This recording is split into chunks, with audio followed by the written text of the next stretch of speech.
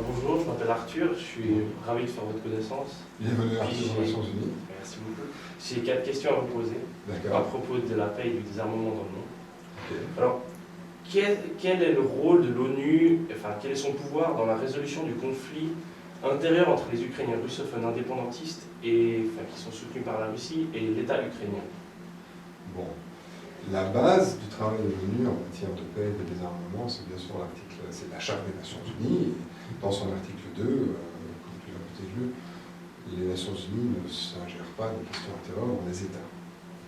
Alors, dans le cas de sauf s'il y a un cas contre la paix ou un acte d'agression.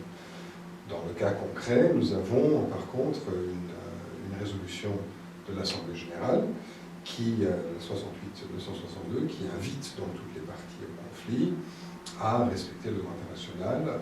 Et ce que nous avons en plus, c'est tout un mécanisme, tout un travail qui a été fait par l'OSCE, par l'Organisation régionale pour la sécurité et la coopération en Europe, qui, d'après le chapitre 8 de la Charte, a un rôle particulier, comme d'autres organisations régionales et sous-régionales, c'est-à-dire que les conflits régionaux qui peuvent être résolus au niveau régional peuvent aussi être adressés par une telle organisation. Donc en fait, les Nations Unies s'intéressent à la question et l'Assemblée générale a pris une résolution invitant les parties à respecter le droit international, mais en même temps, en appliquant son chapitre 8 de la Charte, elle laisse aussi le rôle aux parties plus présentes, comme l'OSCE, de travailler et d'aider les deux côtés à trouver une résolution pacifique de leurs problèmes. Merci. Et est-ce que l'ONU aurait le pouvoir de lutter activement contre un État terroriste comme Daesh? Le terme État terroriste, c'est peut-être un peu plus... c'est pas approprié. Dans le domaine du terrorisme, dans le domaine dans lequel je travaille, le désarmement, nous avons une résolution du Conseil de sécurité, la résolution 1540. Ce qui est intéressant dans cette résolution, qui tombe sous le chapitre 7, donc qui est obligatoire pour tous les États membres, c'est son but, c'est-à-dire de prévenir la prolifération des armes de destruction massive, des armes chimiques, des armes biologiques, des armes nucléaires, vers des groupes non étatiques, y compris donc des groupes terroristes. Le rôle principal revient aux États.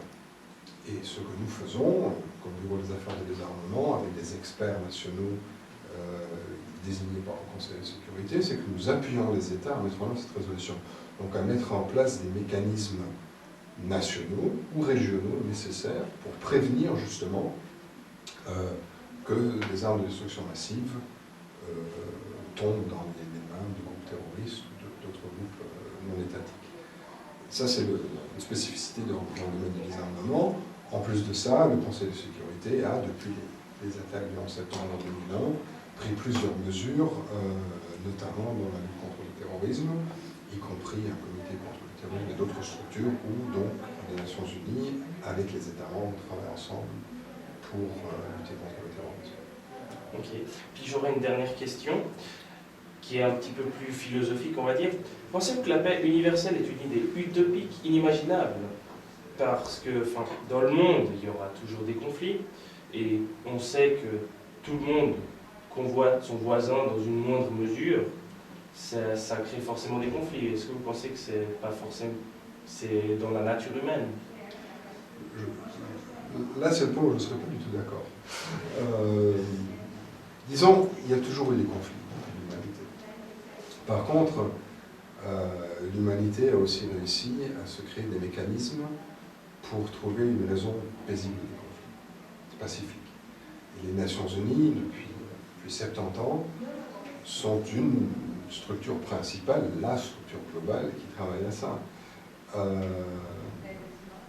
Utopique, je ne pense pas. Je pense qu'en fait, le travail qu'on a réussi, c'est que beaucoup de conflits ont pu être évités, ont pu être arrêtés avant de devenir des conflits violents, parce que nous avons des structures comme les Nations Unies, où les États peuvent se réunir, où la société civile est entendue également, pour prévenir des conflits.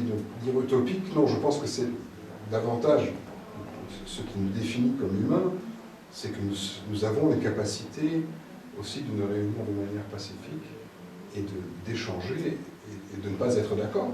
Ça fait partie du fait qu'on n'est pas d'accord sur tout, on n'a pas besoin d'être d'accord sur tout, mais qu'on se parle au lieu de se battre.